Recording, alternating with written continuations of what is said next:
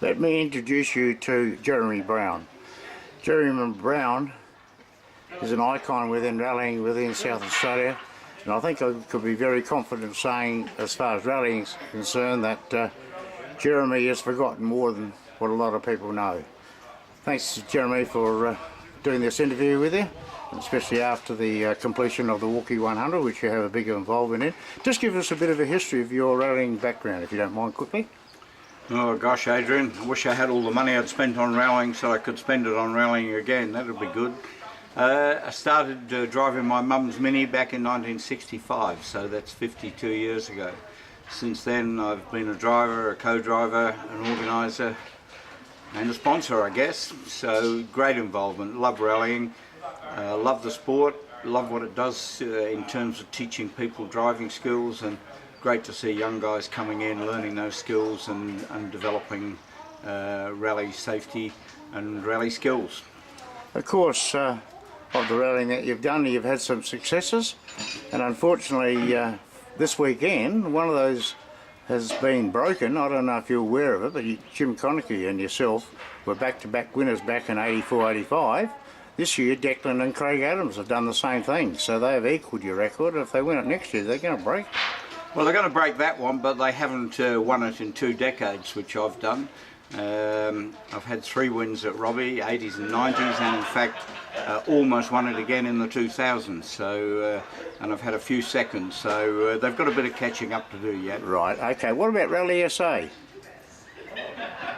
What about it? I've competed in it since 1972, be there again this year with my Mini. But I've also been right at the pointy end. We won it in navigating for Ed Ordinsky in 1990, and I've had a few other very good results in it over the years. Very tough event, Rally SA. Right. And I set it up, the modern Rally SA, I set that up in 2001 with a team, and some of that team's still running it, and ran it in 2001, 2 and 3. Yeah. What about in the Australian Rally Championship? Yeah, competed in it pretty seriously in 78, 79, and had some pretty good results. Just probably one of the leading privateers, Dean Rainsford and myself, were just behind the works teams. Yep. Competed again in 88, 90, 97. Again had an outright win and a couple of seconds. Of course, nowadays you're still campaigning the old Mini, as a lot of people say, the flying ice cream, and unfortunately you had a bit of bad luck up here at the rally of Heartland at Burra, but that's the way it goes. I take it you still enjoyed getting around with that? Yeah, I mean, look, you know, a car like that's very uncompetitive these days. Even a Hyundai Excel beats it. But it's great to get it out, and people love Minis. So many people of our generation, that was their first car. They've great memories, probably sitting in the back seat having a little cuddle, or screaming it around the back roads. Yeah, it's good to get it out, but I still compete at the pointy end on the tarmac. I co-drive in a very quick Tirana. Yep. And I'll be doing the Adelaide Rally co-driving, so I'm probably really now getting to the point where co-driving on the gravel's getting a bit physically hard. Yeah, there's some big loads, but I enjoy the tarmac and I enjoy driving in the historics. Very good. Okay, now getting on to this event, the Walkie 100. How do you see the way it starting up to it and the way it's turned out? Well, the event really started back in the 70s. The Morgan Rally used to come here, and the Walkie 500 used to come into this area. But the Robertstown as we know it today really started in 1983, when this sort of very condensed rally based around the Robertstown Oval. And that's gone on. This was the 34th running of it, so it's run almost every year since then. I think it's been a very successful event. Right.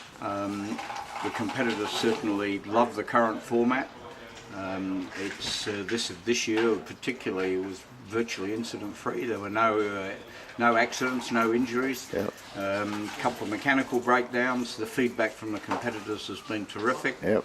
And quite pleasing. We brought a younger guy in to step up into the command centre and teach them the ropes for the future. Yeah, right. Okay. And how have you seen this way as you'll play the role of assistant rally director? Yeah, I was deputy this year, but I've also was assessing young Jake for CAMS, so that I can report whether he's quite got the experience yet and the skills to run it in the future. But we've also got a very good team. We've got people who've been involved for 10, 15, 20 years. Yeah. And the whole organisation now is pretty smooth, and we get great support from local CFS, from St John's, from South Australian Police and from the Goyder Council. Yeah, right. And the this event in particular this year, the entries looked a bit slim there for the start, but they eventually picked up. So overall, as far as, just give us a brief, the way you see that it sort of started off as far as entries being a bit hard to come, but Look, we've ended up running the event. You know, the last few years, around about 20 cars is what we expect, and we do our budgeting based on that many cars. Rallying's a pretty expensive sport, and although most of the cars have lots of sponsorship stickers on them, the reality is that virtually all the competitors are amateur. They pay for it themselves. While they might have some sponsorship, it's only a small part of their budget. Yeah. And it's an expensive sport. Yeah. So yes, you don't get the sort of entries that we got in the 70s where you would get 50, 60 cars. Yeah. But there was some pretty good cars here. We had a number of interstate crews came over. Robertstown Rally is known as a good event. If you look back over the years, people like Ed Ordinsky, who became national champion, cut his teeth here, so to speak. Molly Taylor came over a few years ago, the first woman Australian champion. So there's been some very good crews competing here, and you've also got people starting out in their first championship event. And if you look at the field, you know, the cars range from very modern four-wheel drive turbos back to old Datsun 1600s. You talk about Molly Taylor. It was actually 10 years next year, and I did an interview with her when she was here, and believe it or not, this morning I actually sent her a letter reminding, a message reminding her that 2018 is 10th year anniversary, and trying to get her back. So hopefully that will come off. That'll be good. Yeah, but anyhow, the event itself, the way it panned out. Look, it's rallying today is quite different in the way it's organised. The events are short and sharp, based around a central location so that we don't have service crews running all around the countryside. We pick roads that we know will suffer very little damage. I've had a look at a couple of the stages this morning, and it's hard to even know the rally's been there. Right. And that's important, you know. We don't want to damage roads. Apart from anything else, we have to pay to fix them. But we also don't want to cause disruption to the community. So we run 6 special stages. We run each one twice. That means the roads aren't closed for too long. The crews enjoy them. They're a real mix between quick and open and narrow and twisty. So Robertstown, the current format, it's a great rally, great mix, and certainly the crews come back every year and say, hey, we'll be back next year. Last but not least, the actual event itself, from your point of view as far as the conducting of it, how do you see that? Look, the simple thing, Adrian, it started on time and it finished on time, and there were no injuries or accidents, so that's a pretty good wrap up. Very good. Okay, Jeremy, thanks very much for that, and it's much appreciated. See you next year. Likewise. Thank you.